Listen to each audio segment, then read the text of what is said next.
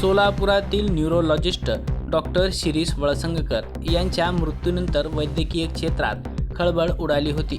शिरीष वळसंगकर यांच्या मृत्यूचे गूढ अद्याप उकलले नाही. अशातच आणखी एका डॉक्टरच्या आत्महत्येच्या बातमीमुळे परिसरात खळबळ उडाली आहे. एका शिकाऊ डॉक्टरनं भाड्याच्या रूममध्ये स्वतःला संपवलं आहे. गळा चिरून त्याने आत्महत्या केली असल्याची धक्कादायक माहिती समोर आली आहे. या घटनेनंतर पोलिसांना मृतदेहाच्या शेजारी एक चाकू आणि कात्री सापडली आहे. त्यामुळे ही हत्या आहे की आत्महत्या याचा तपास पोलिसांकडून सुरू आहे. या घटनेनंतर परिसरात खळबळ उडाली आहे. डॉक्टर आदित्य नंबियार असे मृत तरुणाचे नाव आहे. त्याचं नुकतंच MBBSचे शिक्षण पूर्ण झाले होते.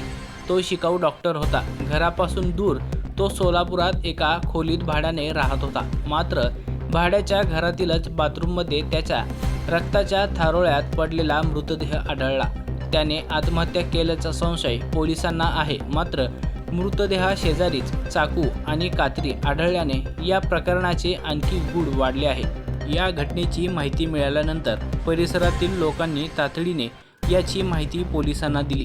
पोलीस घटनास्थळी दाखल झाले असून त्यांनी मृतदेह ताब्यात घेतले. तसेच त्याच्या खोलीची चौकशी केली. आदित्यने आत्महत्या का केली, ही आत्महत्या आहे की हत्या याचा शोध पोलिसांकडून सुरू आहे. काही दिवसांपूर्वी डॉक्टर शिरीष वळसंगकर यांनी आत्महत्या केली होती.